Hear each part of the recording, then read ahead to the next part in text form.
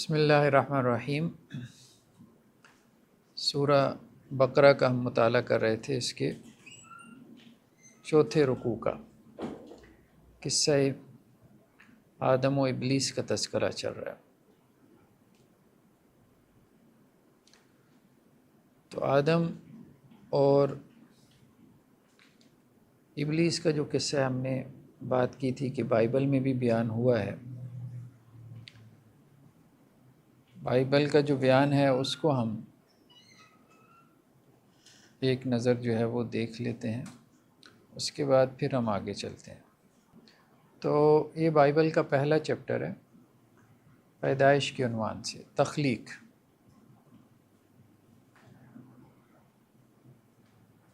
اس سے پہلے زمین و آسمان کی تخلیق کا تذکرہ ہے، اس کے بعد سے پھر آدم اور حوا کی تخلیق کا ذکر ہے۔ وہ قرآن سے ملتا جلتا بیانیہ ہے، بس کہیں کہیں اختلاف کی ہے، وہی چیزیں جو اسرائیلیات کے طور پہ پھر ہمارے ہاں تفسیر میں مروی ہو گئیں۔ اور خدا نے زمین کی مٹی سے انسان کو بنایا، ہمارے ہاں بھی ایسے ہی ہے، اور اس کے نتنوں میں زندگی کا دم پھونکا تو انسان جیتی جان ہوا۔ مطلب روح پھونکنے کو زندگی کا دم پھونکنے سے جو ہے وہ مراد لیا گیا۔ اور خدا نے مشرق کی طرف عدن میں ایک باغ لگایا۔ یہاں سے بائبل کا بیان یہ ہے کہ یہ جو جنت تھی یہاں اسی دنیا میں مشرق کی طرف تھی۔ مشرق سے کیا مراد ہے؟ اب اس میں جو بائبل کے شارحین ہیں ان کا اختلاف ہے، مطلب کون سے مشرق میں، کہاں کھڑے ہو کے مشرق کی بات ہو رہی ہے کہ جہاں اللہ نے یہ عدن کا باغ لگایا۔ تو اس میں جو سب سے لاجیکل جو سٹیٹمنٹ معلوم ہوتی ہے وہ یہ کہ انہوں نے سینٹر بنایا، جن لوگوں نے بائبل کی جو آپ کہہ لیں نزول کا مقام تھا، یعنی ارض فلسطین کو، تو ارض مقدس کو، تو ارض مقدس کو انہوں نے مرکز مان کے انہوں نے کہا اس کا مشرق مراد ہے۔ مطلب یہ ایک لاجیکل کول ہو سکتا ہے، بہرحال اللہ بہتر جانتا ہے کہ وہ کیا مراد ہے۔ تو ہمارے نزدیک تو وہ ویسی بہتر کول یہی ہے کہ آسمانوں کی جنت تھی، اور خدا نے مشرق کی طرف عدن میں ایک باغ لگایا اور انسان کو جسے اس نے بنایا تھا وہاں رکھا۔ اور خدا نے ہر درخت کو جو دیکھنے میں خوشنما اور کھانے کے لیے اچھا تھا زمین سے اگایا، اور باغ کے بیچ میں حیات کا درخت اور نیک اور بد کی پہچان کا درخت بھی لگایا۔ یعنی دو درختوں کا ذکر ہے، ایک وہ جو ایٹرنل لائف کا درخت تھا کہ اگر آپ اس کا پھل کھا لیتے تو آپ ہمیشہ کے لیے رہتے۔ اب قرآن میں یہی ہے کہ شیطان نے وسوسہ یہی ڈالا۔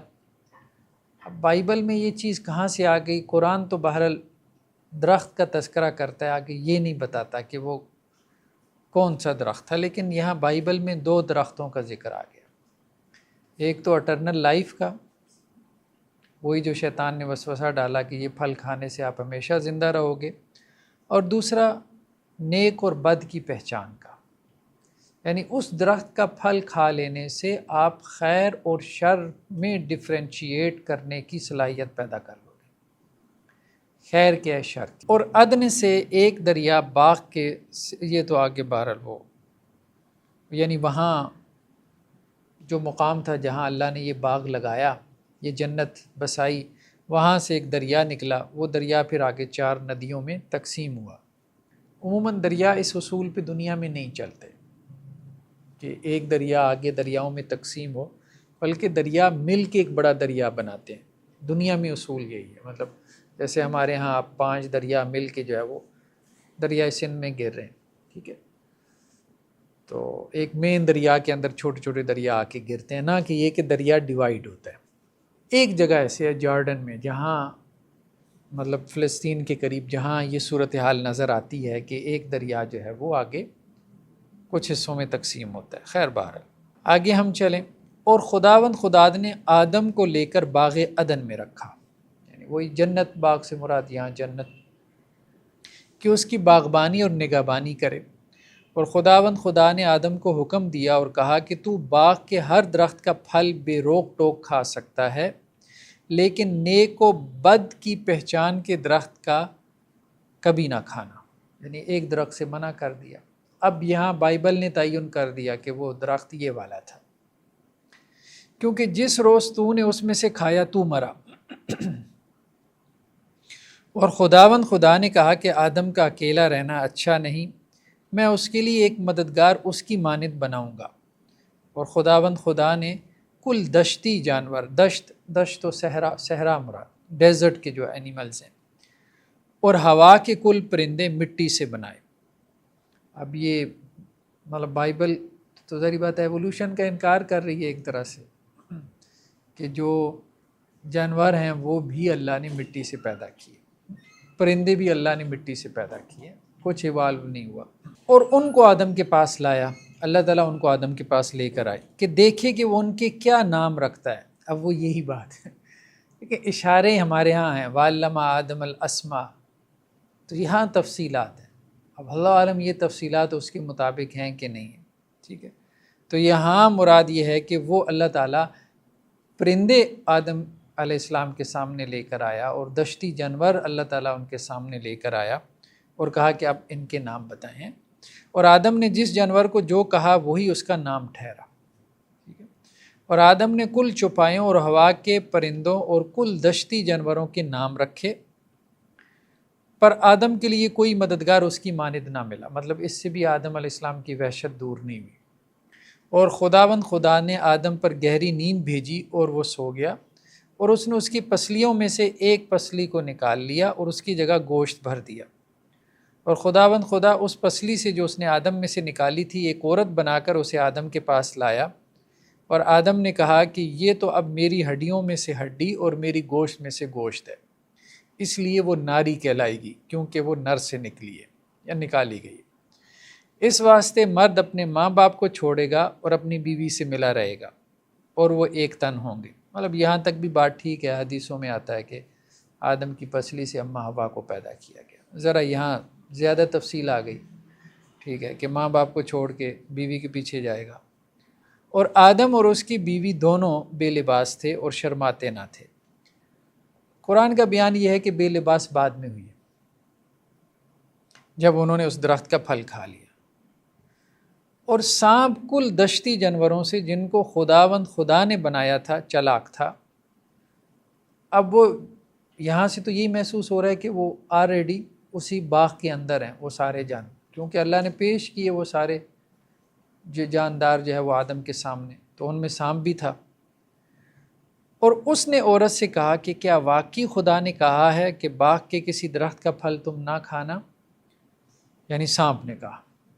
تو عورت نے سانپ سے کہا کہ باغ کے درختوں کا پھل تو ہم کھاتے ہیں، ٹھیک ہے، پر جو درخت باغ کے بیچ میں ہے یعنی درمیان میں، اس کے پھل کی بابت خدا نے کہا ہے کہ تم نہ تو اسے کھانا اور نہ چھونا ورنہ مر جاؤ گے۔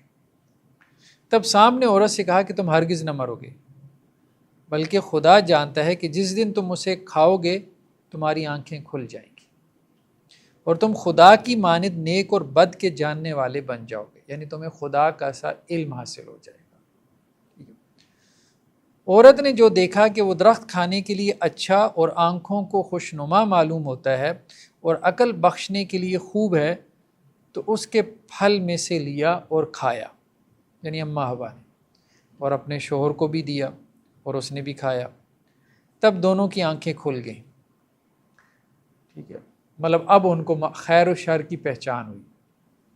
یعنی بائبل یہ کہہ رہی ہے کہ پہلے سے بے لباس تھے لیکن انہیں پتہ ہی نہیں تھا کہ بے لباس ہونا کوئی بری بات ہے، کیونکہ انہوں نے درخت کا پھل نہیں کھایا تھا۔ اب جب درخت کا پھل کھا لیا تو اب انہیں پتہ چل گیا کہ خیر کیا شر کیا، اب اندر کی آنکھ کھل گئی، باطن کی، خیر و شر کی تمیز کی، تو اب انہیں یہ معلوم ہوا کہ وہ ننگے ہیں، اور انہوں نے انجیر کے پتوں کو سی کر اپنے لیے لنگیاں بنائیں۔ کہ قرآن کا بیان یہ ہے کہ پھل کا درخت کھانے سے وہ بے لباس ہوئی اور اس کے بعد انہوں نے اپنے آپ کو ڈھانپا۔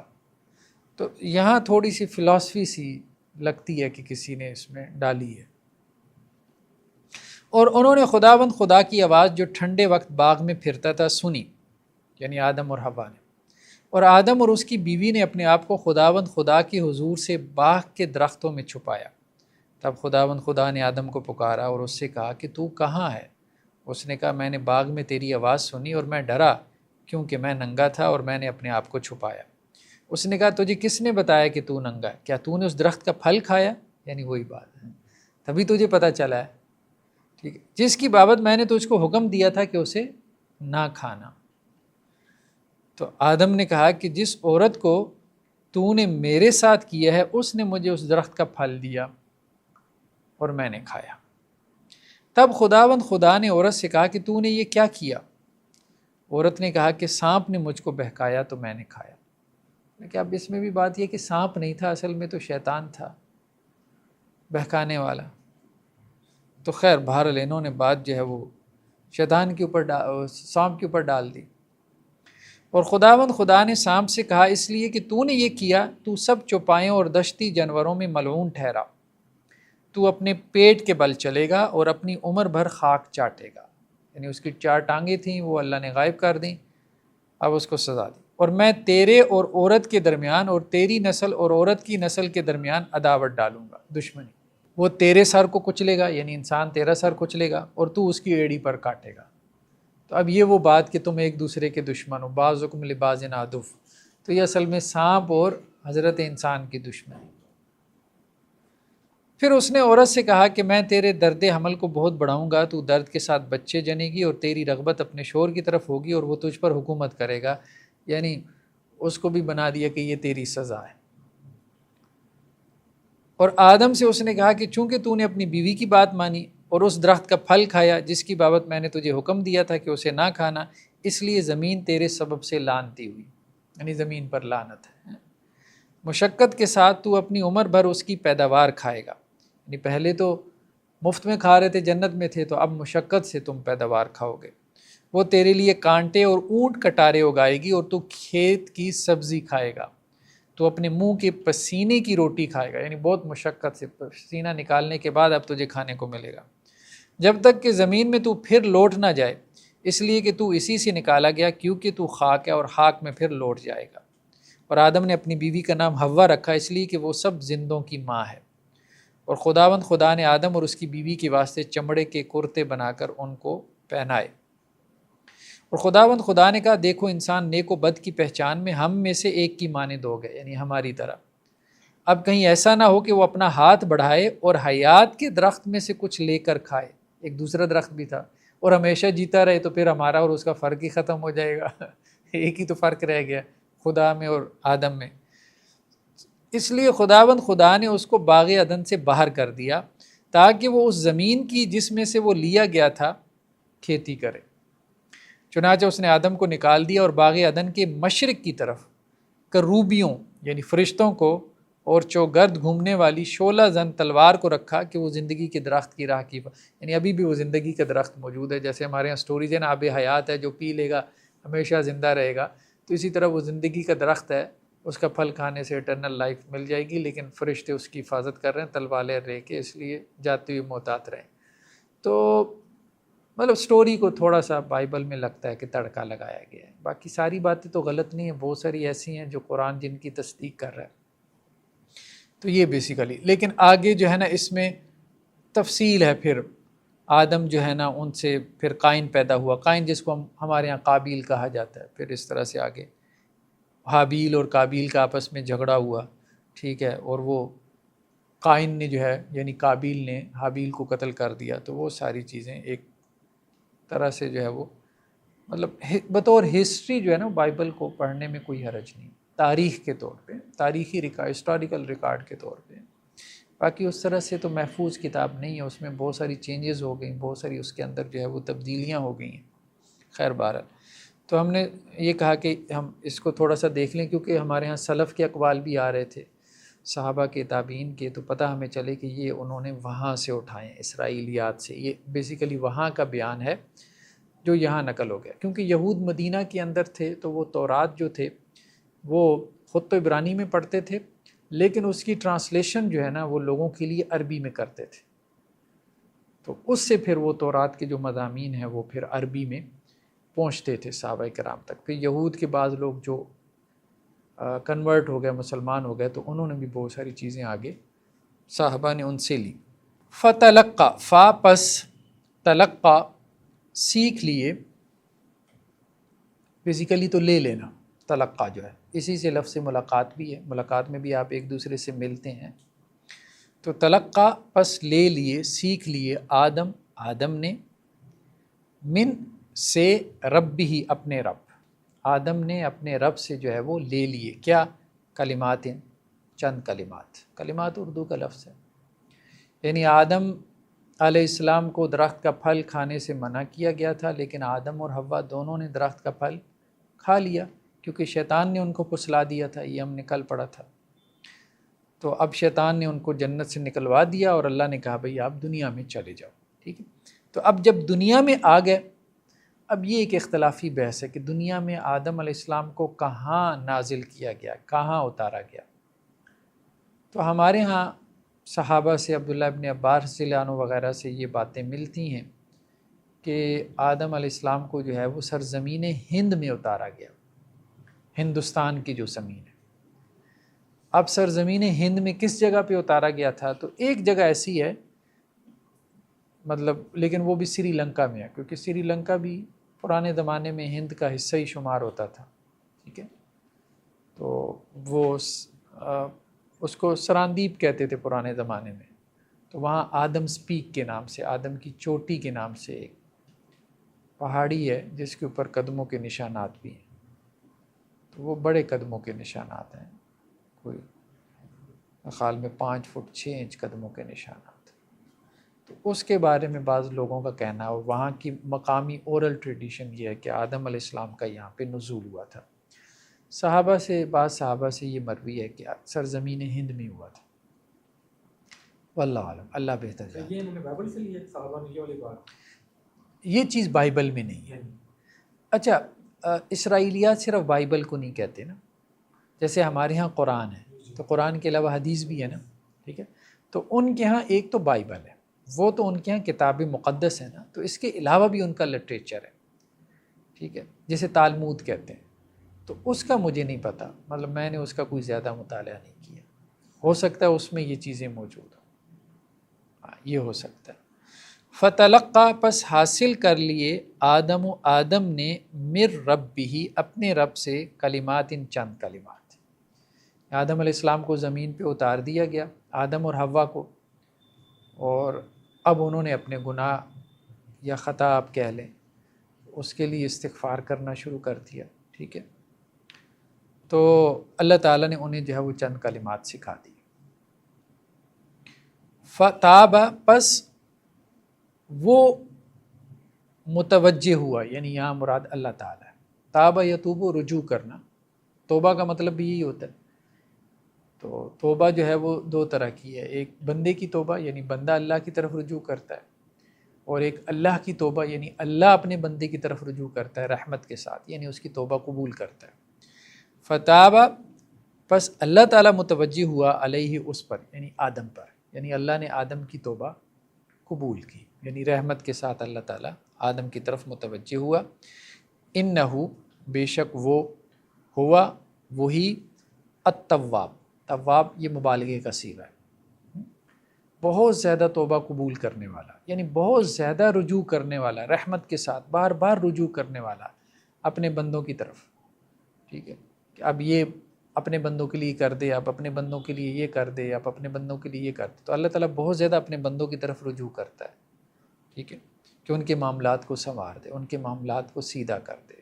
ٹھیک. تو انہو، بے شک وہ، ہوا وہی، التواب بہت رجوع کرنے والا، الرحیم بڑا مہربان. تو ہم اب اگر اس کی جو ہے وہ کچھ تفسیر کی طرف آئیں، تو آدم علیہ السلام نے جو کلمات سیکھے تھے، تو قرآن مجید میں وہ ایک اور مقام پہ موجود ہے کہ آدم علیہ السلام نے کون سے کلمات سیکھے توبہ کے. تو قال ربنا ظلمنا، ان دونوں نے کہا ہے ہمارے پروردگار ہم نے اپنی جانوں پہ ظلم کیا، وَإِن لَّمْ تَغْفِرْ لَنَا، اور اگر آپ نے ہمیں معاف نہ کیا، وَتَرْحَمْنَا، اور ہم پہ رحم نہ کیا، لَنَكُونَنَّ مِنَ الْخَاسِرِينَ، تو ہم لازماً خسارہ پانے والوں میں سے، نقصان اٹھانے والوں میں سے ہو جائیں گے۔ تو ہم نقصان والے نہیں بننا چاہتے، تو ہم سے خطا ہو گئی ہے تو آپ ہمیں معاف فرما دیں۔ تو یہ کلمات جو ہے وہ آدم اور حوا کو اللہ تعالیٰ نے سکھائے تھے۔ لیکن یہ ہے کہ اب بہت سارے لوگوں نے اس میں عجیب و غریب قسم کی باتیں جو ہے وہ بیان کرنا شروع کر دیں کہ وہ کلمات کیا تھے۔ اس میں بہت کچھ موضوع روایات، موضوع من گھڑت یا فیبریکیٹڈ قسم کی جو ہے نا روایات، اور وہ بہت معروف بھی ہو گئی نا، بہت معروف بھی ہو گئی۔ اب جیسے ایک روایت یہ بیان کی جاتی ہے کہ رسول اللہ صلی اللہ علیہ وسلم کا ارشاد ہے کہ جب سیدنا آدم کو جنت سے نکال کر دنیا میں بھیجا گیا تو وہ ہر وقت روتے اور استغفار کرتے تھے۔ تو ایک مرتبہ آسمان کی طرف دیکھا اور عرض کی، اے باری تعالیٰ، سیدنا محمد صلی اللہ علیہ وسلم کے وسیلہ سے مغفرت چاہتا ہوں۔ تو وہی نازل ہوئی کہ آپ محمد صلی اللہ علیہ وسلم کو کیسے جانتے ہو، یعنی ابھی تو وہ پیدا ہی نہیں ہوئی ہے۔ تو حضرت آدم نے عرض کیا کہ جب آپ نے مجھے پیدا کیا تھا تو میں نے عرش پر لکھا ہوا دیکھا تھا لا الہ الا اللہ محمد رسول اللہ، تو میں سمجھ گیا تھا کہ محمد صلی اللہ علیہ وسلم کوئی اونچی ہستی ہیں، تو جس کا نام آپ نے اپنے نام کے ساتھ لکھ رکھا ہے، ٹھیک ہے۔ تو وہی نازل ہوئی کہ وہ خاتم النبیین ہیں، تمہاری اولاد میں سے ہیں، وہ نہ ہوتے تو تم بھی پیدا نہ کیے جاتے۔ اب یہ جو آگے حوالہ ہے ریاض الصالحین، یہ ایک شیعہ عالم کی کتاب ہے، ٹھیک ہے۔ تو اہل تشیع کے ایک امام جو ہے محمد الباقر، تو ان کی ایک دعاؤں کی کتاب ہے، اس کی شرح کسی شیعہ عالم نے کی ہے ریاض الصالحین کے نام سے، تو اس میں یہ روایتیں موجود ہیں۔ ہمارے ہاں سنیوں کی کتابوں میں بھی آ گئی، خیر بار۔ تو اب یہ جو روایت ہے نا، یہ روایت جو ہے وہ موضوع ہے، ٹھیک ہے۔ تو اس کا متن ایسی بھی آتا ہے کہ لولا کا ما خلقت الدنیا، اگر آپ نہ ہوتے تو میں دنیا پیدا نہ کرتا، ٹھیک ہے۔ تو یہ بھی اب وہاں سے ہے، ریاض الصالحین سے ہے، مطلب اس کا بھی مصدر جو ہے وہ شیعہ کتب ہے۔ تو اس کو ہمارے ہاں جو بڑے علماء ہیں ابن جوزی وغیرہ، انہوں نے کہا کہ یہ موضوع روایات ہے، من گھڑت ہے، ایسی کوئی بات ثابت نہیں، بس قصہ گو جو خطیب ہیں گاؤں دیہات کے، تو وہ ایسی روایات مرچ مسالے کے لیے جو ہے وہ بیان کرتے ہیں۔ اور ویسے عربی زبان کے مطابق یہ جو لولاک ہے نا، یہ عربی کے مطابق یعنی ٹھیک عربی بھی نہیں ہے۔ عربی قواعد کے مطابق یہ ایسے نہیں آتا لولاک، لولا انت ہو سکتا ہے، لولاک نہیں ہو سکتا، ٹھیک ہے۔ تو یعنی جس نے یہ حدیث گھڑی ہے یا بنائی ہے تو وہ عربی زبان سے بھی ناواقف تھا، عربی کے قواعد سے بھی ناواقف تھا، ٹھیک ہے۔ تو خیر بہرحال اس طرح کی چیزیں جو ہے وہ ہمیں بعض جو ہے وہ تفسیروں میں بھی مل جاتی ہیں کہ یہ اصل میں کلمات یہ تھے، حالانکہ اب یہ من گھڑت فیبریکیٹڈ قسم کی روایات ہیں۔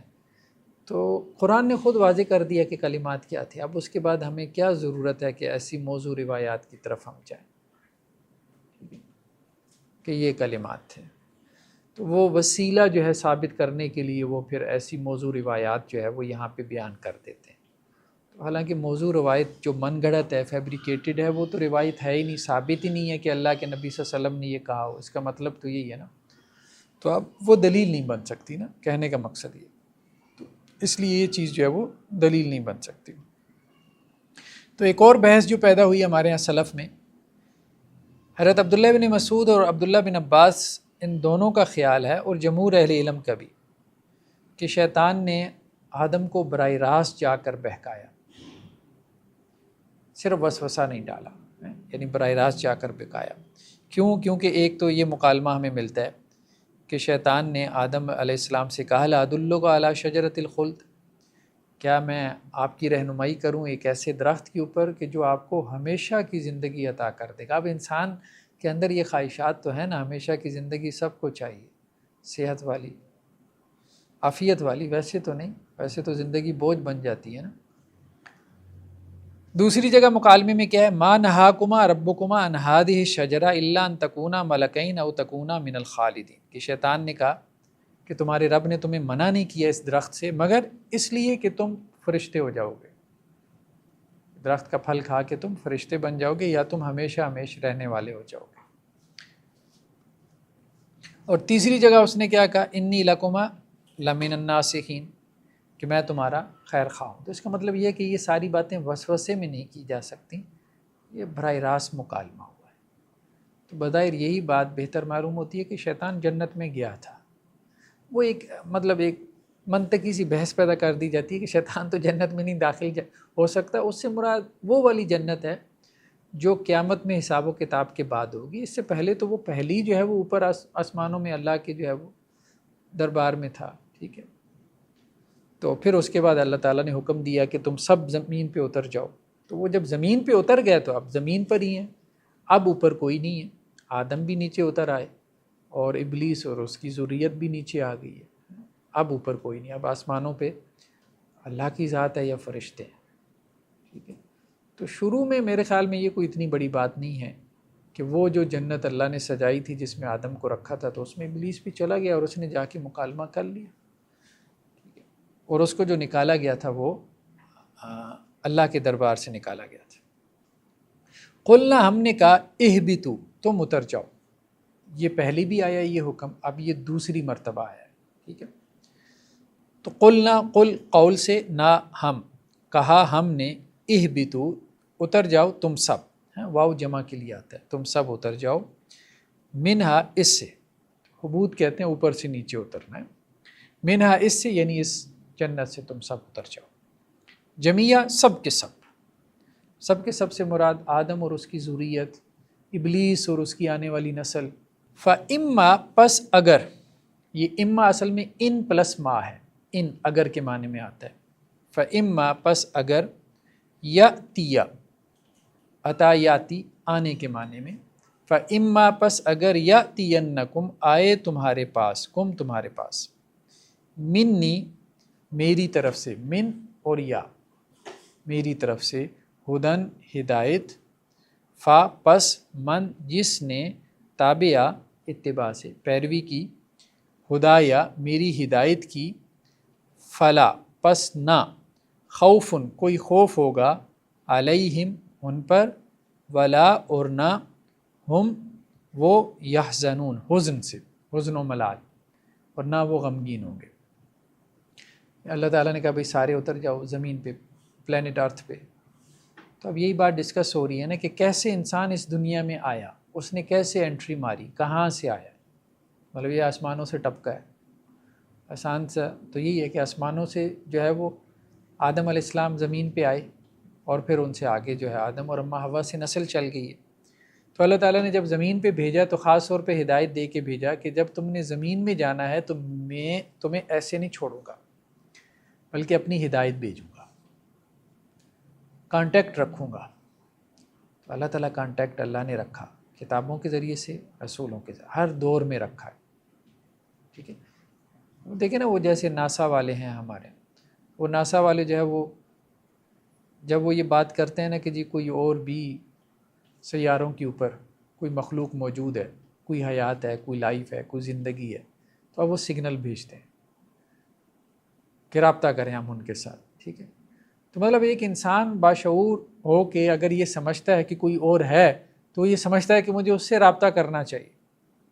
تو اگر ایک کریٹر ہے تو ظاہر بات ہے وہ کیوں نہیں رابطہ کرے گا، وہ کیوں نہیں آپ کو سگنل بھیجے گا، ٹھیک ہے۔ تو آپ اسپیس میں سگنل بھیج رہے ہو اور اس کے سگنل جو ہے وہ آپ کے پاس آلریڈی موجود ہے، یعنی وہی میسیجز، پیغامات جو آپ کو ریسیو ہو چکے ہیں، بہت سارے لوگوں نے ریسیو کیے ہیں، یعنی اس کریٹر نے آپ سے رابطہ کیا، آپ رابطہ کرنے کی کوشش کر رہے ہو کہ ہمارے علاوہ کوئی اور ہے کائنات میں کہ نہیں، وہ آلریڈی آپ سے رابطہ کر چکا ہے اور آپ اس پہ غور نہیں کر رہے، ٹھیک ہے، آپ اس پہ غور نہیں کر رہے۔ تو یہ بات ہے۔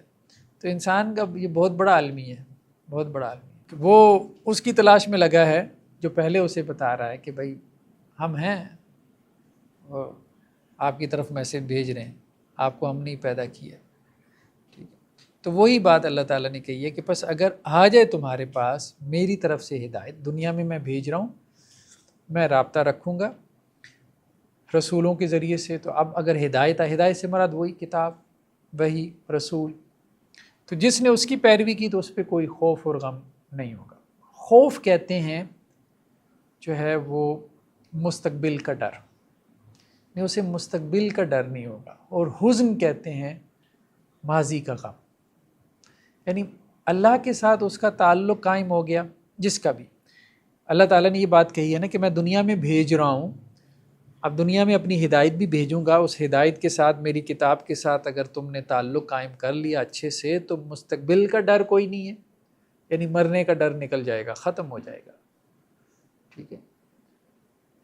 تو جب انسان یہ توقع کر رہا ہوگا کہ مرنے کے بعد کی زندگی اچھی ہے تو موت کا ڈر ختم ہو جائے گا نا، اور ماضی کا غم بھی اس کا جاتا رہے گا، ٹھیک ہے۔ جب اللہ کے ساتھ تعلق ہے تو ماضی کا کیا غم، زندگی کی پھر ہر چیز حاصل ہے، یعنی جب انسان کے پاس ایمان کی دولت ہے تو پھر اس کے بعد کسی چیز کا غم نہیں، کسی چیز کا غم، کیونکہ دنیا کا نقصان کوئی نقصان ہے ہی نہیں، مطلب زیرو ہے اس کا نقصان، جتنا بھی دنیا کا نقصان ہو جائے۔ انسان دنیا میں آتا ہے تو زیرو بیلنس کے ساتھ آتا ہے، تو ابھی کچھ نہ کچھ تو لے کے ہی جاتا ہے نا، کچھ نہ کچھ لے کے ہی جاتا ہے، یا یہاں پہ چھوڑ کے ہی جاتا ہے، تو اس لیے انسان بہرحال کسی نقصان میں نہیں۔ فلا خوف علیہم ولا هم یحزنون، نہ کوئی ان پہ خوف ہوگا اور نہ وہ غمگین ہوں گے، یعنی نہ انہیں ماضی پریشان کرے گا، ٹھیک ہے، کہ ماضی میں ہم نے یہ کر دیا وہ کر دیا، ٹھیک ہے، اور اس کی وجہ یہی ہے کہ اصل نقصان آخرت کا نقصان ہے۔ اگر اس نے کر بھی دیا ماضی کا نقصان تو اللہ کی نظر میں یہ کوئی نقصان نہیں ہے، لیکن ہم دنیا کے نقصان کو بڑا نقصان سمجھتے ہیں نا، یعنی بچے کے مارکس کم آ جائیں تو یہ بہت بڑا نقصان ہے، نماز نہ پڑھے تو اس کو نقصان نہیں سمجھا جاتا، حالانکہ اصل نقصان یہ ہے کہ وہ نماز نہیں پڑھا۔ والذین، اور جن لوگوں نے کفروا کفر کیا، وکذبوا اور جھٹلایا، بآیاتنا ہماری آیات کو، کذبوا تکذیب سے، کفر کیا۔ بعض لوگوں نے فرق کیا ہے کفر اور تکذیب میں، کیسے فرق کیا کہ کفر جو ہے وہ دل سے انکار کرنے کو کہتے ہیں، اور تکذیب جو ہے زبان سے جھٹلانے کو کہتے ہیں، تو پہلے دل انکار کرتا ہے پھر زبان جھٹلاتی، تو مطلب دو گروپس بن جائیں گے نا۔ اللہ تعالیٰ یہ کہہ رہے ہیں کہ میری ہدایت آئے گی، اب میں ایسے تو نہیں چھوڑوں گا نا تمہیں دنیا میں، کانٹیکٹ رکھوں گا میری کریشن اور میری مخلوق ہو، تو ہم چھوٹی سی چیز جو ہے وہ بناتے ہیں مثال کے طور پہ، تو ہم اپنے سے اس کو جدا نہیں کرتے۔ کوئی اچھا آرٹسٹ ہے، وہ فن پارہ بنا لے تو وہ اپنے گھر میں نا بہت نمایاں جگہ پہ لگاتا ہے، ہر کسی کو دکھاتا ہے دیکھیں جی میں نے یہ بنائی ہے، تو نہ تو اس کے اندر روح ہے نہ اس کے اندر جان ہے۔ تو اللہ تعالیٰ اپنی تخلیق سے کیسے رابطہ جو ہے وہ چھوڑ دیں گے، ساری بات ہے، یہ بھی ایک شاہکار ہے۔ تو اللہ تعالیٰ یہ کہہ رہے ہیں کہ میں اب بھیجوں گا، اب ظاہری بات ہے اللہ تعالیٰ سامنے تو نہیں ہے تو دو گروپس تو بنیں گے، ایک وہ ہے جو ایمان لے آئے گا اور ایک وہ ہے جو انکار کی طرف جائے گا۔ تو جو ایمان لے آئے گا تو اس کو تو نقد فائدہ ملے گا نا دنیا میں، وہ آخرت کا تو ہے ہی ہے جنت، دنیا کا فائدہ یہ ہے کہ مستقبل کا بھی ڈر نہیں ہے، ماضی کا غم نہیں، اور دو ہی چیزیں انسان کو پریشان کرتی ہیں، یعنی آپ کو فیوچر پریشان کرتا ہے کہ وہ میرا کیا ہوگا، یہ فلاں ڈمکان، یہ دس اینڈ دیٹ، شیطان ڈراتا رہتا ہے نا، یا پھر ماضی کے اوپر انسان کو ریگریٹ وہ جو ہے وہ جاتا ہی نہیں ہے انسان کا، وہ بھی شیطان کا وسوسہ ہوتا ہے، غلطیاں سب سے ہوتی ہیں، اب وہ ایک جو ہے نا ایک سائیکل کے اندر انسان کو ڈال دیتا ہے، تو انسان وہ الجھتا چلا جاتا ہے، بولا اچھا یہ ہو گیا وہ ہو گیا، بھائی ہو گیا بھائی جان چھوڑو ختم، جیسے ختم ہو گیا بس، التائب من الذنب کمن لا ذنب لہ، غلطی کرنے والا اور اس سے توبہ کرنے والا جیسے اس نے غلطی کی نہیں، بس ختم ہو گیا، کلوز ہو گیا نا کھاتا، تو وہ غم بھی نہیں ہوگا، اس کو ماضی کا غم بھی پریشان نہیں کرے گا، مستقبل کا خوف بھی اسے نہ ڈرا پائے گا۔ اور جنہوں نے کفر کیا اور جھٹلایا بآیاتنا ہماری آیات کو، اولئک وہ لوگ اصحاب النار آگ والے ہیں، ہم وہ فیہا اس آگ میں خالدون ہمیشہ رہیں گے۔ انٹری ایک جگہ سے ہوئی ہے، آسمانوں سے انسان ٹپکا ہے زمین پہ، سیدھی سی بات ہے، آسمانوں سے آیا اس نے انٹری ماری ہے پلینٹ ارتھ میں، ایگزٹ کے دو دروازے ہیں، یا جنت ہے یا جہنم ہے، ٹھیک ہے۔ تو اللہ کی ہدایت کو جنہوں نے سینے سے لگا لیا، اللہ کی کتاب کو اس کے مطابق زندگی گزار لی، تو ان کی دنیا بھی آسان آخرت بھی آسان، اور جنہوں نے اللہ کی آیات کا انکار کر دیا، رسولوں کو جھٹلا دیا، تو اس کا ایگزٹ جو ہے وہ پھر دوسرے دروازے سے، جہنم کے باب سے، جہنم کے دروازے سے۔ تو ایگزٹ کے دروازے دو ہی ہیں، ایگزٹ سب کا ہی ہونا ہے اور ہو رہا ہے، ٹھیک ہے. کروڑوں انسان جو ہے وہ دنیا میں روزانہ جا رہے ہیں. ایک جگہ میں پڑھ رہا تھا تو غالباً 5 کروڑ سے زائد لوگ روزانہ فوت ہو جاتے ہیں. تو بہت بڑا فگر ہے، بہت بڑا فگر ہے. تو قلنا، ہم نے کہا، اہبطوا منہا جمیعا، تم سب جو ہے وہ اس جنت سے اتر جاؤ. تو جب پہلی مرتبہ جو ہے اترنے کا حکم ہوا تو وہ لغزش کے صادر ہونے کے بعد، یعنی خطا کے صادر ہونے کے بعد، پہلی مرتبہ ہی کہا نا، تو جب لغزش ہوئی، خطا ہوئی، تو اللہ نے کہا اب اتر جاؤ، ٹھیک ہے. اور پھر دوسری مرتبہ توبہ قبول کرنے کے بعد 2 مرتبہ حکم ہوا. تو پہلے حکم سے مراد ناراضگی تھی، یعنی ناراضگی میں کہا کہ یہ درخت کا پھل کھانے سے منع کیا تھا، آپ نے کھا لیا، زمین پہ اتر جاؤ، چلے جاؤ. تو یہ ناراضگی میں تھا یہ حکم، ٹھیک ہے. اور دوسرا جو حکم دیا کہ اب یہ اتر جاؤ، اب ناراضگی میں نہیں تھا، اب کیا تھا کہ وہ وہاں سی بات جو شروع ہوئی کہ میں زمین میں خلیفہ بناؤں گا، اب میں تمہیں منصب دے کے، ٹھیک ہے، دنیا میں بھیج رہا ہوں کہ میرا خلیفہ بن کے تم نے دنیا میں جو ہے وہ عدل کا نظام قائم کرنا ہے، دنیا کو تم نے رن کرنا ہے، چلانا ہے، ٹھیک ہے، اس کو ایڈمنسٹر کرنا ہے، مطلب اس کی تنظیم کرنی ہے، لیکن میرے احکامات کے مطابق. کہ توبہ آسمان پہ ہی قبول ہوئی ہے. ہاں، توبہ آسمان پہ. اگر توبہ قبول ہو گئی تو ہم یہ تو نہیں کہہ سکتے نا کہ اللہ تعالیٰ نے سزا دی آدم کو. ہاں، یہ کچھ لوگوں نے کہا کہ جی سزا کے طور پہ جو ہے نا آدم علیہ السلام کو دنیا میں بھیجا گیا. نہیں، یہ نہیں ہم کہہ سکتے سزا کے طور پہ، بلکہ اس معاملے میں ایک مکالمہ بھی ہمیں ملتا ہے حضرت آدم اور حضرت موسیٰ کا، ٹھیک ہے. تو اللہ کے نبی صلی اللہ علیہ وسلم کی بعض احادیث میں کہ حضرت موسیٰ کی ملاقات جب ہوئی آدم علیہ السلام سے، تو حضرت موسیٰ نے آدم علیہ السلام سے کہا کہ نہ آپ درخت کا پھل کھاتے، نہ ہم دنیا میں آ کے جو ہے نا یہ محنت مشقت ہمیں کرنی پڑتی، مزے سے جنت کے اندر تھے. تو آدم علیہ السلام نے کہا موسیٰ مجھے یہ بتائیں کہ تورات جو ہے وہ میری پیدائش سے کتنے سال پہلے لکھی گئی تھی. تو حضرت موسیٰ علیہ السلام نے کہا کوئی 50,000 سال پہلے آپ کی پیدائش سے تورات تو لکھی گئی تھی، لوح محفوظ وغیرہ. تو اب آدم علیہ السلام نے کہا اس میں لکھا ہوا تھا میں نے درخت کا پھل کھانا ہے. تو موسیٰ علیہ السلام نے کہا لکھا ہوا تھا. تو آدم علیہ السلام نے کہا اب اس میں اب مجھے یہ کیوں کہہ رہے ہو؟ تو پھر حضرت موسیٰ علیہ السلام خاموش ہو گئے.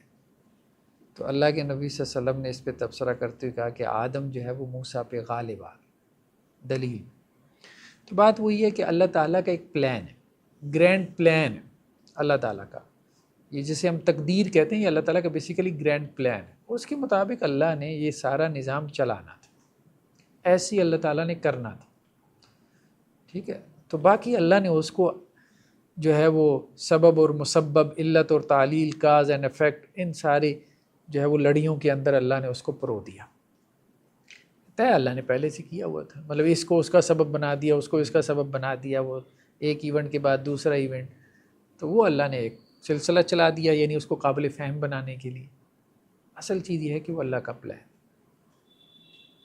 جس طرح اللہ تعالیٰ کا ڈیزائن بہت گرینڈ ہے، گرینڈ ڈیزائن مطلب یونیورس کے بارے میں کہا جاتا ہے نا دی گرینڈ ڈیزائن ہے، اسی طرح یہ پلان جو ہے تقدیر کا، یہ بہت بڑا پلان. تو پہلی مرتبہ جو ہے وہ اللہ نے ناراضگی کی وجہ سے کہا کہ زمین پہ اتر جاؤ، ناراضگی کا اظہار مقصود تھا. اور دوسری مرتبہ جو ہے وہ وہی جہاں سے بات چلی تھی، وَإِذْ قَالَ رَبُّكَ لِلْمَلَائِكَةِ إِنِّي جَاعِلٌ فِي الْأَرْضِ خَلِيفَةً، کہ میں زمین میں خلیفہ بنانے والا ہوں. اور خلیفہ کا مقصد کیا ہے کہ میں یہ زمین پلانٹ ارتھ اس کے حوالے کرنے والا ہوں کہ یہ تمہیں دیے، ذرا اس کو چلا کے دکھاؤ، اپنی صلاحیتیں سامنے لے کر آؤ، ٹھیک ہے. تو مطلب یہ ہے کہ ٹھیک ہے اس کے اندر اللہ تعالیٰ نے جو فزیکل لاز رکھے ہیں، ٹھیک ہے، ان کو بھی آپ ایکسپلور کریں، ان کو بھی آپ گورن کریں، اس سے بھی آپ جو ہے وہ سائنس اور ٹیکنالوجی یہ سارا کچھ بھی کریں، لیکن جو اس کے جو ایتھیکل ویلیوز ہیں اس کے مطابق اس کو رن کریں، اس کو چلائیں، اور اس میں جسٹس ہو، اس میں عدل ہو، اس میں انصاف ہو، اس میں ظلم نہ ہو، اس میں جھوٹ نہ ہو، اس میں کرپشن نہ ہو، ٹھیک ہے. تو یہ ساری چیزیں تو اللہ تعالیٰ نے اسی کا تو مطالبہ کیا نا. خلیفہ کا مطلب یہ ہے کہ جو اللہ کے احکامات کے مطابق زمین کا نظام چلائے. تو اللہ نے انسان کو زمین پہ اس لیے بھیجا ہے کہ اللہ کے احکامات کے مطابق زمین کو چلائے۔ اب اس نے کہا نہیں، جیسے مجھے سمجھ میں آ رہی ہے میں تو ویسے چلا۔ ایسی ہے جیسے ابا جی بچے کو فیکٹری دیں اور اسے کہیں کہ بھائی اس فیکٹری کو ذرا میری ڈائریکشنز کے مطابق چلاؤ۔ اب وہ کہے نہیں ابا جی اب آپ تو ریٹائرڈ ہو گئے، ٹھیک ہے، لیکن اب یہ ہے کہ اب میں نے اپنی مرضی سے چلانی، ٹھیک ہے۔ تو اب صورتحال یہی ہے کہ اللہ نے انسان کو پیدا کیا اور اللہ نے یہ زمین اس کے حوالے کی تھی، لیکن انسان نے اس کو اپنے طور پہ جو ہے وہ کرنا شروع کر دیا۔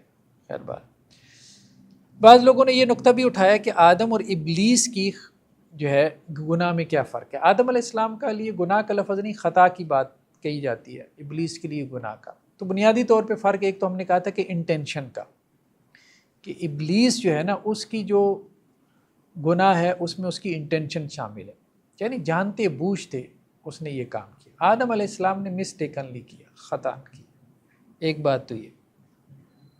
اور دوسرا یہ کہ ابلیس کا معاملہ کیا ہے کہ اس میں حسد اور تکبر تھا،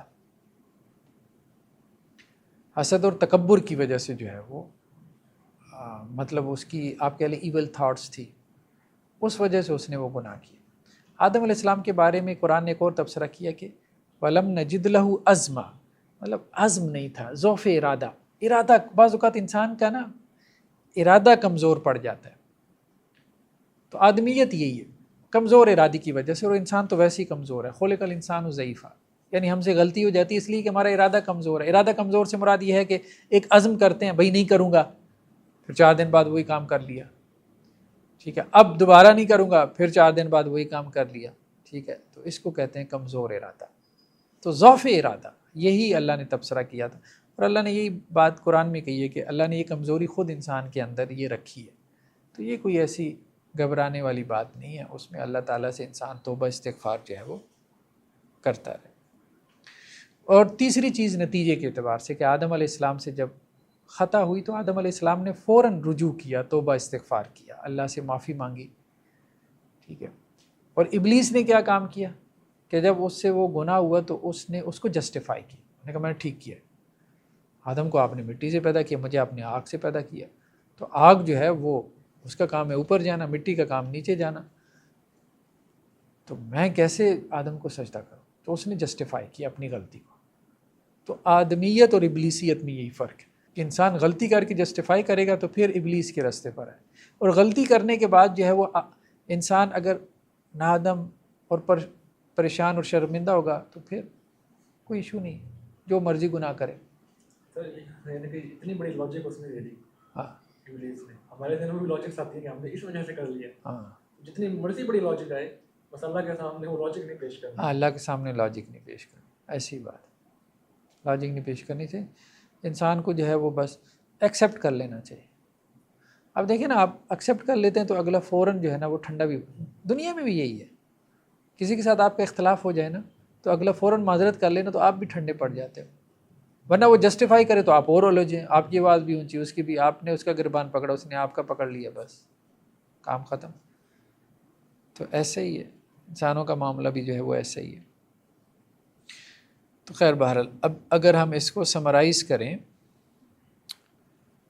ہاں یہ ابھی ہمارا جو ہے نا وہ جو رکوع مکمل ہو گیا، سب سے پہلے جو ہے وہ ہم نے کہا کہ یہ رکوع بہت اہم ہے، اتنا اہم ہے کہ اس کو ہمارے ہاں سلیبس میں شامل کرنا چاہیے، کیونکہ یہ ہماری ابتدا اور انتہا سب ایک رکوع کے اندر بیان کر دی گئی، کل انسان کی تاریخ، اس کا اوریجن کیا ہے اور اس کا اینڈ کیا ہے، ٹھیک ہے، سب اللہ نے ایک رکوع میں سمو دیا، بڑی اختصار کے ساتھ، بریفلی۔ تو سب سے پہلے جو ہے وہ خلیفہ کی بات آئی کہ ہم زمین میں خلیفہ بنانے والے ہیں، تو خلیفہ کسے کہتے ہیں؟ نائب، ٹھیک ہے۔ تو اب ایک سوال یہ پیدا ہوا کہ خلیفہ جو ہے وہ اصل کی موجودگی میں ہو سکتا ہے یا اس کے لیے اصل کا غائب ہونا ضروری ہے؟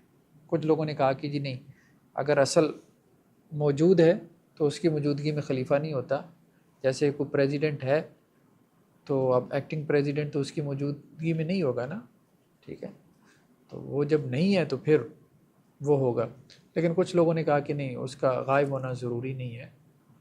تو اس معنی میں جو ہے انسان کو اللہ کا خلیفہ مطلب یہ ڈبیٹ پیدا ہوئی کہ کہا جا سکتا ہے کہ نہیں. کچھ نے کہا انسان کو اللہ کا خلیفہ کہہ سکتے ہیں، کچھ نے کہا کہ نہیں کہہ سکتے. تو خلیفہ سے مراد کیا ہے؟ آدم ہے، اولاد آدم، یا دونوں؟ تو دونوں مراد ہیں، آدم بھی اولاد آدم. انسان کس کا خلیفہ ہے؟ اللہ عز و جل کا، یا جنات کا، یا انسانوں کا؟ تینوں قسم کی رائے ہے. ایک یہ ہے کہ اللہ کا خلیفہ اس معنی میں نہیں کہ اللہ تعالیٰ غائب ہو گیا اور انسان نے اللہ کی جگہ لے لی ہے، معاذ اللہ، ایسا تو نہیں وہ کہتے. یہ کہتے ہیں اس معنی میں کہ اللہ نے احکامات دی ہیں، ان کو وہ امپلیمنٹ کرے، اس کے مطابق زندگی کا نظام چلائے. اور بعض لوگوں نے کہا جنات کا خلیفہ، یعنی پہلے یہاں جنات آباد تھے تو جنات کو یہاں سے فرشتوں نے بھگا دیا، اب اس کی جگہ انسانوں نے لے لی. اور تیسرا یہ کہ انسانوں کا ہی خلیفہ، یعنی ایک جنریشن کے بعد دوسری جنریشن اس کی نائب بن جاتی ہے. تو اللہ تعالیٰ ایک جنریشن کے بعد دوسری کو آزماتا ہے، دوسری کے بعد تیسری کو آزماتا ہے کہ وہ کیا کرتے ہیں. تو انسان میں موجود کون سی دو قوتیں جو فساد اور خون ریزی کا سبب بنتی ہیں؟ تو ہم نے کہا دو. ایک انسان کے اندر جو ہے وہ ڈیزائرز، خواہشات کی، اور دوسرا جو ہے وہ انسان کے اندر قوت غضب، غصے کی جو ہے. یہ دو چیزیں جب اس کے وہ آؤٹ ہو جاتی ہیں بیلنس سے، تو پھر اس سے جو ہے وہ فساد اور خون ریزی پیدا ہوتی ہے. تسبیح، تحمید اور تقدیس میں کیا فرق ہے؟ اس کو ہم نے ڈسکس کیا تھا. تو تسبیح کہتے ہیں کہ اللہ سے منفی صفات، نگیٹو چیزوں کی نفی کرنا. ٹھیک ہے، اللہ تعالیٰ کو جو ہے وہ نیند نہیں آتی، اللہ پہ اونگ طاری نہیں ہوتی. ٹھیک ہے، جیسے قرآن نے کہا لا تأخذہ سنۃ ولا نوم. اور تحمید کہتے ہیں اللہ کو مثبت صفات سے متصف کرنا. ٹھیک ہے، یعنی اللہ کی پازیٹیو صفات بیان کرنا. اور تقدیس یعنی اللہ کی پاکی بیان کرنا. آیت 30 میں کیا مراد ہے اس کو آپ دیکھ لیں. علوم آدم علیہ السلام کو کس چیز کے نام سکھائے گئے ہیں؟ اس میں تینوں اقوال ہیں، اولاد آدم کے، فرشتوں کے، یا تمام چیزوں کے. تو بعض لوگوں نے کہا کہ آدم علیہ السلام کی ذریت کو سامنے لایا گیا، وہ نام سکھائے گیا. بعض نے کہا فرشتوں کے تھے، بعض نے کہا کہ جی ساری چیزیں تھیں. آج بائبل کا بھی ہم نے بیان دیکھ لیا. فرشتوں کو بھی ان چیزوں کے نام بتائے گئے تھے، تو بظاہر یہی محسوس ہوتا ہے کہ ان کے سامنے بھی ان چیزوں کے نام رکھے گئے تھے، لیکن چونکہ ان کا کنسرن نہیں تھا ان چیزوں سے، تو انہوں نے ان کو یاد نہیں رکھا. تو آدم علیہ السلام نے ان کو یاد رکھا. اکتسابی علوم اور وحی سے حاصل شدہ علوم، یعنی ایک ایکوائرڈ نالج ہے انسان کا، یہ سائنسز کا، سوشل سائنسز کے علوم جو انسان نے خود محنت سے حاصل کی ہیں، یہ پوٹینشلی انسان کے اندر ہے، انسان اس کو ایکسپلور کر رہا ہے. ٹھیک ہے. اور دوسرے جو ہے وہ وحی، ریویل نالج ہے، جو آسمانوں سے آئے ہیں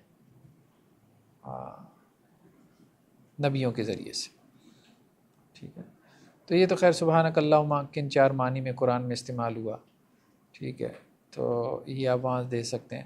سجدہ عبادت، سجدہ تعظیمی میں کیا فرق ہے؟ سجدہ عبادت وہ ہے کہ جو عبادت کی نیت سے کیا جائے، تو یہ تو اللہ کے علاوہ جائز نہیں. سجدہ تعظیمی پرانے وقتوں میں جائز تھا، کسی کی رسپیکٹ کے لیے اس کے سامنے جھکنا، اس کو سجدہ تعظیمی کہتے تھے. تو سجدہ تعظیمی ماتھا ٹیک کے ہوتا تھا یا رکوع کی حالت میں جھکنے کی صورت میں ہوتا تھا. تو دونوں رائے موجود ہیں. زیادہ بہتر رائے یہی ہے کہ ماتھا ٹیک کر نہیں ہوتا تھا. سجدہ تعظیمی بھی اس وقت رکوع کی حالت تک جھک کے ہوا کرتا تھا. تو آدم علیہ السلام نے جو سجدہ کیا وہ سجدہ تعظیمی تھا، عبادت کا سجدہ نہیں تھا. پھر آدم علیہ السلام کو سجدہ کروانے کا مقصد کیا تھا؟ اس میں دونوں رائے ہیں. ایک رائے یہ کہ آدم علیہ السلام کی برتری یعنی سپیریئرٹی جو ہے وہ ثابت کرنا مقصود تھا، فرشتوں کے اوپر بھی، جنات پہ بھی. اور دوسری رائے یہ ہے کہ فرشتوں کا امتحان مقصود تھا. آدم علیہ السلام نے جو سجدہ کیا، ہاں یہ غلطی ہے. ٹھیک ہے، اس کو میں درست کر دیتا ہوں. آدم علیہ السلام کو جو سجدہ کیا گیا تو وہ عبادت کا سجدہ تھا یا تعظیم، اس کو میں درست کر دیتا ہوں. شجرہ ممنوعہ یعنی جس درخت کا پھل کھانے سے منع کیا گیا وہ کون سا درخت تھا؟ تو اس میں مختلف آراء ہیں، گندم، انگور، انجیر، خیر و شر کا، یا انسان کی نسل کا درخت. آدم علیہ السلام کو جس جنت سے نکالا گیا وہ کون سی تھی؟ آسمان کی تھی، زمین کی تھی؟ دونوں رائے موجود ہیں. ٹھیک ہے. تو شیطان جو ہے وہ اس نے آدم علیہ السلام کو کیسے قائل کیا؟ وسوسہ ڈال کے یا مکالمہ کر کے؟ دونوں رائے موجود ہیں، لیکن زیادہ بہتر رائے یہ مکالمہ کر کے. شیطان جنت میں کیسے داخل ہوا اور اس کا جنت میں داخلہ ممنوع تھا؟ نہیں، ایسی کوئی بات ہمیں نہیں ملتی کہ اس کا جنت میں داخلہ ممنوع تھا. انبیاء سے کیا گناہ سرزد ہو سکتے ہیں؟ نہیں. تو انبیاء کے معصوم ہونے کا کیا مطلب ہے؟ تو ہم نے کہا تھا کہ وہ خطا ہوتی ہے، اس میں انٹینشن نہیں ہوتی، تو اس لیے اس کو گناہ نہیں کہتے. تو کس کو کس کا دشمن قرار دیا گیا؟ ٹھیک ہے. آدم کو ابلیس کا، اولاد آدم کو آپس میں ایک دوسرے کا، اولاد آدم اور اولاد ابلیس کو ایک دوسرے کا. تو تینوں آرام موجود ہیں. ٹھیک ہے کہ یہ ایک دوسرے کے دشمن ہیں. آدم علیہ السلام نے اپنے رب سے کون سے کلمات سیکھے؟ تو وہ کلمات بھی ہم نے دیکھ لیے. کفر اور تکذیب میں کیا فرق ہے؟ کفر جو ہے وہ دل سے انکار کو کہتے ہیں اور تکذیب زبان سے. آدم کی خطا اور ابلیس کے گناہ میں کیا فرق ہے؟ ایک میں انٹینشن ہے، دوسرے میں انٹینشن نہیں ہے. ایک میں خطا کے بعد توبہ ہے اور دوسرے میں خطا کے بعد اکڑ ہے. ٹھیک ہے. تو عملی کام ہم نے دیکھ لیے تھے. تو یہ آپ مزید دیکھ لیں اس کو کیا کیا جا سکتا ہے. ٹھیک ہے جی. آپ کوئی کویشچن ہو تو کر لیں. دنیا میں جو جنات ہیں وہ ابلیس کی ذریت؟ ہاں، عام طور پہ معروف قول یہی ہے کہ دنیا میں جو جنات ہیں یہ جو ہے وہ ابلیس کی ذریت ہے. معروف قول یہی ہے. جس طرح انسان جو ہے وہ ذریت ہیں آدم اور حوا کی، تو اسی طرح سے جنات اور شیاطین ابلیس کی ذریت ہے. تو انہی میں سے وہ نیک بھی ہیں اور جی انہی میں سے نیک بھی ہیں، بد بھی ہیں. جی جی وعلیکم السلام. ہاں، آیت نمبر 30 میں اللہ تعالیٰ نے فرشتوں کو کیا کہا تھا کہ جو میں جانتا ہوں اس کو بھی جانتا ہوں، اس سے مراد کیا ہے؟ اس کی ہم نے کہا تھا نا کہ مختلف جو ہے وہ تعبیریں کی گئی ہیں کہ جو میں جانتا ہوں، میں جو جانتا ہوں وہ تم نہیں جانتے. ایک تو حضرت عبداللہ ابن عباس سے ہے کہ شیطان کے دل میں کیا تکبر ہے. ٹھیک ہے، اللہ تعالیٰ اس کو جانتے ہیں اور جو ہے وہ فرشتے اس کو نہیں جانتے تھے. ٹھیک ہے، تو وہ ہم نے اس وقت تفصیل سے بیان کیا تھا اور اس کو لنک بھی کیا تھا نا، تو وہ مطلب لیکچر کے اندر موجود ہے. اور دوسرا قول یہ بھی معروف ہے کہ فرشتوں کے دل کے اندر یہ چیز تھی کہ ہم خلافت کے زیادہ مستحق ہیں. انسان چونکہ فساد برپا کرے گا تو وہ خلافت کا مستحق نہیں ہے. اس کی وجہ یہ ہے کہ انسان کے پاس ارادہ ہے، تو جہاں ارادہ ہوگا وہاں جو ہے وہ شر کی طرف جانے کا امکان 50% تو پیدا ہو جائے گا. تو اس لیے انہوں نے قیاس کرتے ہوئے یہ بات کہی تھی. تو یہ ان کی خواہش تھی کہ خلافت جو ہے وہ ہمیں عطا ہو جائے. فرشتوں کی خواہش تھی کہ پلانٹ ارتھ کی خلافت ہمیں عطا ہو جائے. بعض لوگوں نے یہ تعبیر کیا تو وہ وہاں ہم نے تفصیل سے ذکر کیا. جی السلام علیکم. جی وعلیکم السلام. سر میرے 2 سوال ہیں.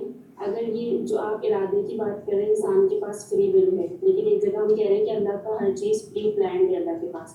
یہ حضرت آدم کو پھل کھانا ہی تھا، تو پھر اس میں سزا کی اور جزا کی بات، اس کو آپ کس طرح سے دیکھتے ہیں؟ اور ایک سوال یہ کہ براہ راست مکالمہ ہوا حضرت آدم اور شیطان کا جنت میں، تو حضرت آدم کو پہلے سے پتا تھا کہ شیطان دھتکارا جا چکا ہے، تو پھر بھی انہوں نے اس کی بات کیوں مانی؟ بہرحال اب ہم اس پہ کیا تبصرہ کر سکتے ہیں؟ یہ تو ساری وہ چیزیں ہیں کہ جو ہمارے علم میں نہیں ہے نا. ٹھیک ہے، ہم بار بار یہی بات کر رہے ہیں کہ قرآن کا انداز یہی ہے کہ قرآن سٹوری یا واقعی کی جزیات کو مکمل نہیں کرتا، اور نہ ہی قرآن یہ پسند کرتا ہے کہ انسان اس طرف جائے. کیونکہ اگر یہ مقصود ہوتا تو قرآن خود ایک ایک چیز کو واضح اور کلیئر کٹ کر دیتا. کیونکہ یہ سوال بھی ہوا تھا نا، تو ہم نے اس وقت بھی یہی تفصیلی جواب دیا تھا کہ قرآن کی اپروچ اور منہج کو سمجھنے کی ضرورت ہے کہ قرآن کی اپروچ اور منہج اور قرآن کی جو ترجیح ہے وہ واعظ اور نصیحت اور تذکیر اور یاد دہانی ہے، خدا خوفی پیدا کرنا ہے. تو خدا خوفی جو ہے وہ ہر آیت سے پیدا ہو سکتی ہے بغیر اس کی جزیات کا تذکرہ کیے، بغیر اس کی جزیات میں جائے بغیر. ٹھیک ہے سر، اگر اس طرح کے سوالات ذہن میں آئیں تو یہ نہیں آنے چاہیے. اس کو جو ہے نا وہ ڈسکریج کیا، ہمارے اہل علم نے بھی ڈسکریج کیا. اب اسی قسم کے سوالات کے جوابات کے پیچھے پڑھ کے تو لوگوں نے پھر تفاسیر جو ہے نا وہ اسرائیلی روایات سے بھر دی. پھر ہم اصل مقصد کو کھو دیں گے. اصل مقصد بھول جاتا ہے نا، پھر انسان قصے کہانیوں کی طرف چلا جاتا ہے، پھر سارا دین آپ کا وہ چند کہانیاں بن جاتا ہے. تو ہمارا دین جو ہے نا یہ نہیں چاہتا کہ جی یہ قصے اور کہانیوں کے اوپر چلے، بس ایک موٹا موٹا بتا دیا قصہ، اس قصے میں بھی مقصود قصہ بتلانا نہیں ہے، نصیحت ہے کہ بھائی آدم اور حوا کو جو ہے، اب آپ سے پوچھا جائے کہ بھائی اس پورے رکوع کو پڑھ کے جو ہے، اب مطلب اب آپ اگر قصے کی جزیات مکمل کرنے میں لگیں گے تو قرآن کا مقصد فوت ہو جائے گا۔ پورا قصہ پڑھ کے ہمیں کیا، ہماری فیلنگ اور احساسات کیا ہونے چاہیے؟ ہماری فیلنگ اور احساسات یہ ہونے چاہیے کہ جس طرح سے آدم اور حوا کو ابلیس نے گمراہ کیا یا پھسلایا، ٹھیک ہے، تو اب ہمیں جو ہے وہ اس سے بچ کے رہنا ہے۔ اللہ تعالیٰ بار بار یہی کہتے ہیں نا قرآن کے اندر کہ اس کو اپنا دشمن سمجھو، اس کو اپنا دشمن بناؤ اور اس سے بچ کر رہو، اس سے محتاط رہو۔ السلام علیکم ورحمۃ اللہ۔ جی وعلیکم السلام۔ اکثر یہ جو ہمیں قرآن میں ملتا ہے نا، یہ جو واضح الفاظ ملتے ہیں کہ جیسے جب حضرت آدم اور حوا علیہ السلام نے توبہ کی تھی تو انہوں نے یہ دعا کی تھی، ربنا ظلمنا انفسنا وان لم تغفر لنا والى آخر۔ تو یہ پھر مطلب یعنی لوگوں کو اس چیز کی ضرورت کیوں پڑی کہ وہ موضوع روایت لائیں اور وہ کچھ ثابت کرنے کی کوشش کریں جو جس کا یعنی کوئی یعنی وجود ہی نہیں ہے۔ تو ایک طرف سے ہمیں واضح دلیل ملتی ہے، اس میں کوئی شک نہیں ہے، تو دوسری طرف سے ایک ایسا یعنی ایسی ایک اپاہج دلیل لائی جاتی ہے کہ جس کا کوئی وجود نہیں ہے۔ تو اس کی کیا ضرورت ہوگی، اور مطلب یہ معروف کیسے بن گئی اگر واضح ہے اس کے بارے میں؟ دیکھیں انسانوں کی مختلف سوچیں ہیں نا، اب ہم کیا کہہ سکتے ہیں؟ آپ مطلب جس نے وہ بیان کی وہ تو وہی بتائے گا کہ اس کا مقصد کیا تھا، ہمیں کیا پتہ۔ تو یہ تو اس سے پوچھنے والا سوال ہے نا کہ بھائی مطلب کیوں تم نے بیان کی، تو جب آپ اس سے پوچھیں گے تو وہ بھڑک جائے گا اور 1 گھنٹہ آپ کو واز کرے گا۔ ہاں، آپ کو 1 گھنٹہ واز کرے گا۔ جیسے آپ نے فرمایا کہ یہ معروف بھی ہو گئی، مطلب امت میں بہت سارے لوگوں نے اس کو قبول بھی کیا، تو کس بنیاد پر کیا؟ وہ میں وہی کہہ رہا ہوں نا کہ وہ تو وہی بتائیں گے نا، جنہوں نے قبول کیا وہی بتائیں گے نا۔ اچھا جی، ایک یہ ہے کہ تفسیر کا کون سا گروپ ہے جس میں سلائیڈ شیئر ہو جائے؟ ہاں تفسیر کا گروپ بنا ہوا ہے، اب آپ اس کا لنک حاصل کر لیں۔ دوسرا یہ ہے کہ یہاں یہ لکھا ہوا ہے کہ اگر انسان کا گناہ جو ہے ضعف ارادہ سے ہو، یعنی ارادے کی کمزوری سے ہو، تو جب تک بالکل خود نہ چھوڑ دے تو انسان کو ہدایت ملی جاتی ہے۔ یعنی بالکل چھوڑ دینے سے مراد یہ ہے کہ اپنا ارادہ بھی چھوڑ دے نا، ارادہ نہیں چھوڑنا، ٹھیک ہے۔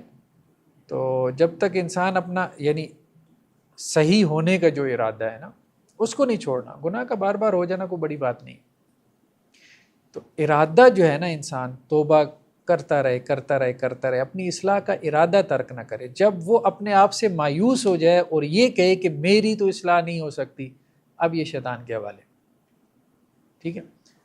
اور جب تک وہ کہے کہ نہیں ہو جائے گی، لگا رہے بھلے 40 سال تک گناہ کرتا رہے، اس کو ہدایت ملی جاتی ہے۔ یہ بات ہے جو یہاں لکھی ہوئی ہے، اس کا مطلب یہ ہے۔